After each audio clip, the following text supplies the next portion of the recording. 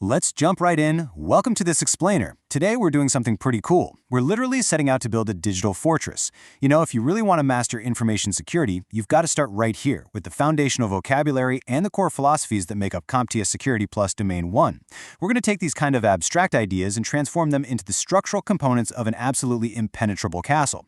By the end of this, you won't just be memorizing terms. You're going to deeply understand exactly how they protect an entire organization.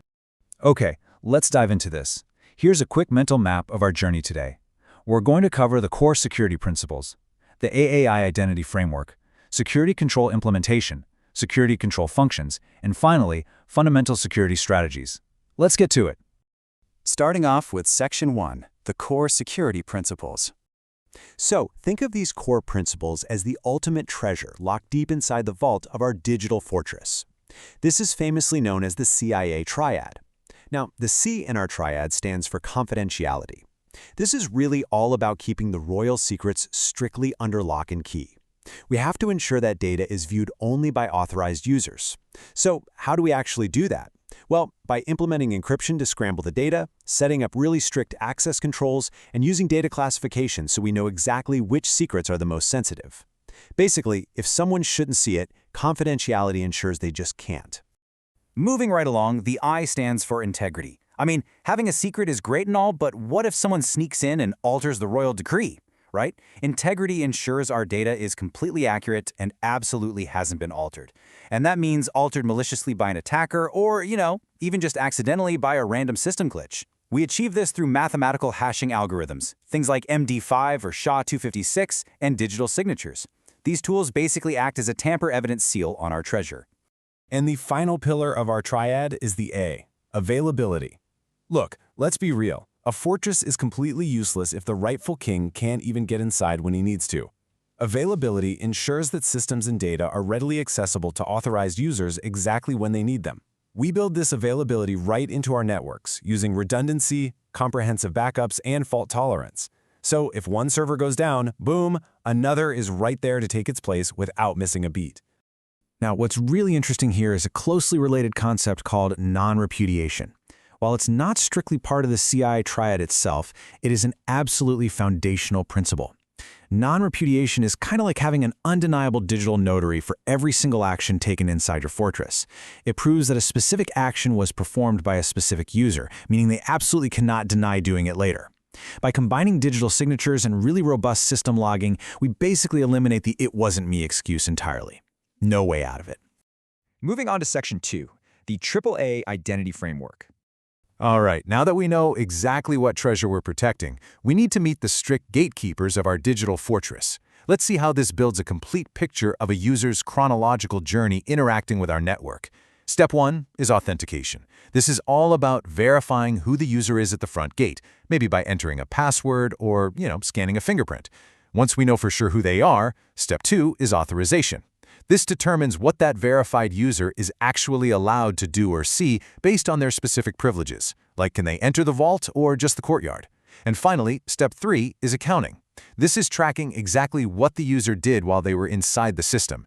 We do this by logging timestamps, tracking their actions, and recording the exact files they accessed. Next up, Section 3, Security Control Implementation. So, we've talked about the gatekeepers, right? Now let's talk about the actual walls, locks, and rules of the castle. The crucial point here is really understanding the difference between these three categories of control implementation. First up, we have managerial or administrative controls. These are focused purely on governance, risk assessments, security policies, and onboarding checklists. Honestly, it's the paperwork that rules the kingdom.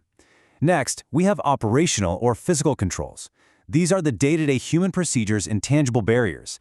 Think of your actual human security guards, employee training, and literally the physical locks on the server room door. Finally, we have technical or logical controls. These are enforced entirely by hardware or software. Your firewalls, your antivirus programs, and your complex encryption algorithms, yep, they all live right here. Let's roll into Section 4, Security Control Functions. Okay, so we just looked at how controls are implemented, but what functional goals do they actually achieve to stop threat actors? The two most common functions you're going to see are preventative and detective controls. A preventative control proactively stops an incident before it even happens. It physically or logically blocks the threat. like a locked door preventing entry or a firewall rule just outright dropping malicious traffic. On the flip side, a detective control doesn't stop the attack, but it identifies and logs the incident as or after it occurs. Think of things like motion sensors, security cameras, or automated system logs. They spot the intruder so you can actually respond to them. But hey, our fortress needs way more than just prevention and detection. We also use corrective controls. These fix the system damage and restore normality after an incident, like patching a vulnerability or restoring from your backups. We also use deterrent controls to actively discourage a threat actor from even attempting an attack in the first place.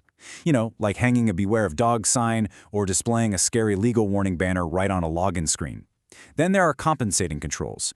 These are temporary, alternative measures we use when the primary control is just way too expensive or literally impossible to deploy at the moment. And finally, physical controls, which are the strictly tangible items protecting your assets, like heavy fences, barricades, and employee ID badges. And that brings us to Section 5, Fundamental Security Strategies. Let's zoom back out for a second from the specific locks and cameras to look at the grand strategic doctrines that dictate how our entire digital fortress operates. The first strategy you really need to understand is the gap analysis. Look, you can't secure what you don't measure, right? A gap analysis is the absolutely vital process of inspecting our fortress walls by comparing your organization's current security posture against a desired baseline standard. By doing this direct comparison, you clearly identify exactly what security measures are missing. Basically, you find the gaps in your armor way before the attackers ever do. Next up is a really massive shift in modern security thinking, the zero trust model. Historically, if you made it past the fortress gates, you were just trusted. Well, not anymore. Zero trust is built on the super strict premise of never trust, always verify. It assumes the network is just always hostile. Therefore, every single user and device must be continuously authenticated and authorized, even if they're already sitting comfortably inside the internal corporate network. And this brilliantly illustrates our final core strategy, which really ties all of this together: defense in depth, also known as layered security. You'd never rely on just one single wall to protect the king, right?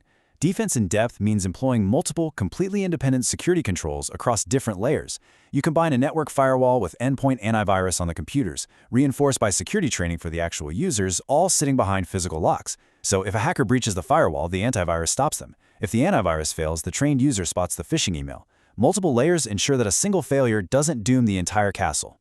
And there you have it, the entire foundational architecture of Domain 1. You now know the vocabulary of the CIA triad, the AAA framework, and the layered defenses required to build a serious digital fortress. But, a fortress is only as good as the siege it can withstand. So I'm going to leave you with this thought. Now that you've built up your defenses, are you truly ready to test them against the actual malware, social engineering, and hacker techniques that we cover in Domain 2, Threats and Vulnerabilities? Keep learning, stay super focused, and I'll see you in the next explainer.